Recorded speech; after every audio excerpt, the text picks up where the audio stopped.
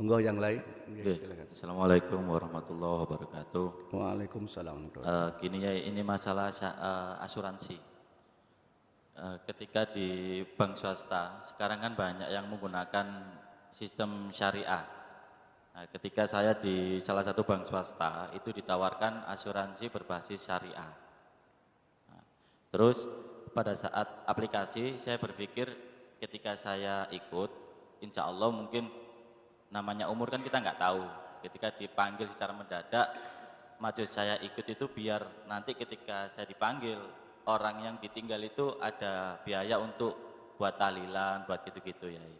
Yang saya tanyakan, hukum dari asuransi syariah tadi bagaimana? Dan yang kedua, apakah boleh kita meniati ikut asuransi tersebut untuk yang istilahnya kedepannya gitu ya. Itu aja, terima kasih. Baik, terima kasih. Kelanjutannya itu bagus pertanyaannya. Asuransi itu ada dua hal yang diperhatikan. Pertama itu motivasinya, yang kedua caranya. Motivasi asuransi kalau kemudian dapat menghilangkan rasa tawakal kepada Allah dan membuat dia tergantung kepada asuransi, apalagi niatnya itu niat hanya untuk mendapatkan ganti dari asuransi, ini ulama melarangnya. Tujuannya aku masuk ini supaya saya dapat ini, tujuannya untuk itu, sehingga itu menghilangkan ketawakalan kepada Allah. Tetapi kalau motivasinya untuk ihtiyat, jaga diri, sama asuransi jiwa, asuransi pendidikan, ya asuransi kecelakaan, sama itu. Na'udzubillah, saya ikut ini khawatir ada musibah apa-apa, saya tidak menyusahkan kepada keluarga. Nanti ada yang memberikan klaim terhadap ini. Tapi tetap itu pasrah kepada Allah, tidak menghilangkan tawakal kepada Allah, ini boleh. Jadi pertama menyangkut motivasi. Yang kedua cara, sama dengan bank. Asuransi itu kan uang disetorkan lalu dikelola. Ada yang dikelola itu di sistem perbankan syariah atau yang konvensional. Sama dengan di bank itu jadinya. Kalau yang asuransi konvensional otomatis kerjasama itu dengan bank konvensional. Ya sistem bunga, sistem riba, sistem itu.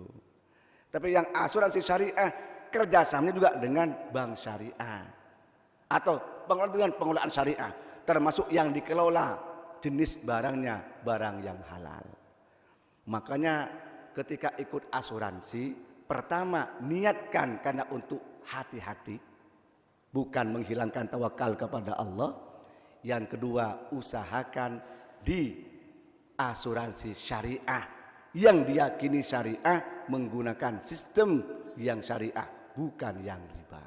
Insya Allah tidak apa-apa. Dan ini fatwa Majelis Ulama dan fatwa dari Majma'ul Fiqh Islami, Rabitul Alam Islami, itu boleh seperti itu kalau tujuannya bukan untuk duniawi dalam arti menghilangkan tawakal, dan caranya menggunakan sistem syariah itu boleh.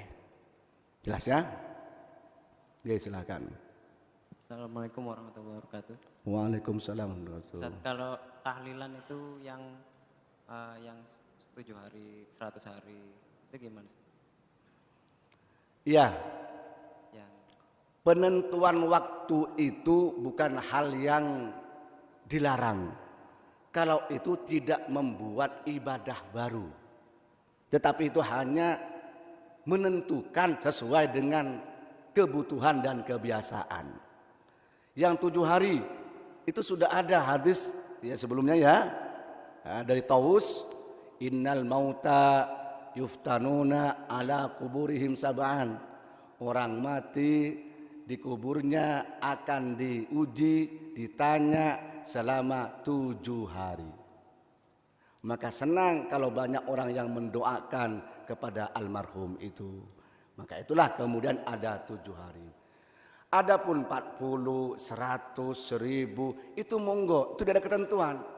Oh, saya nggak mau 100 Pak, 50 saja nggak apa-apa. Saya nggak mau 40 hariannya, 25 hari nggak apa-apa. Saya nggak mau 1000, 2000 saja nggak apa-apa. Tapi juga 1000 tidak apa-apa karena tidak ada larangan khusus untuk itu.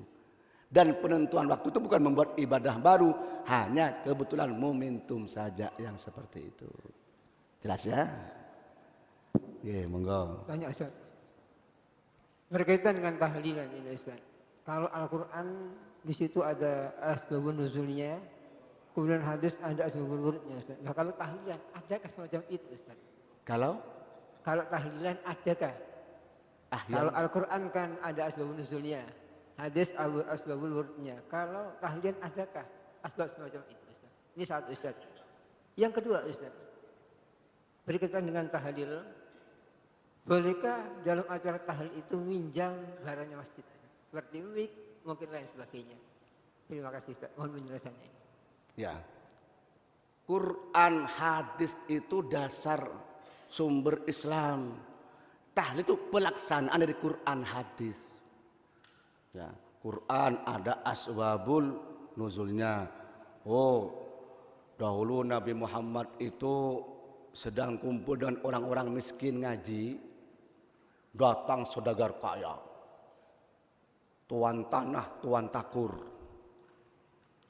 bilang ke Nabi Muhammad, saya cinta Islam Muhammad, cinta jenengan Muhammad.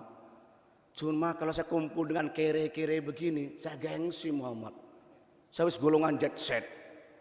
Sudah Muhammad, saya tinggalkan semua yang kere-kere ini, ikut saya Muhammad. Nanti akan saya jamin semuanya. Dan saya masuk Islam. Langsung turun ayat dari Allah, wasbir nafsaka ma'alladzina yad'una rabbahum. Sabarlah Muhammad, kamu bersama dengan mereka yang selalu berdoa kepada Tuhanmu. Itu asbabun nuzul. Asbabul wurudnya apa? Hadis. Ya, umpamanya ketika Nabi Muhammad mau hijrah, ada yang hijrah untuk dapat harta. Ada yang hijrah hanya untuk mendapatkan wanita. Ada yang hijrah memang untuk membela Nabi. Turunlah Nabi Muhammad dawuh, innamal a'malu bin niyat. Lo tahlil gimana? Itu pelaksanaan Quran hadis. Pelaksanaan apa? Quran hadis. Sama juga kita bilang apa asbabul wurudnya sholat. Ini pelaksanaan Quran hadis itu sholat.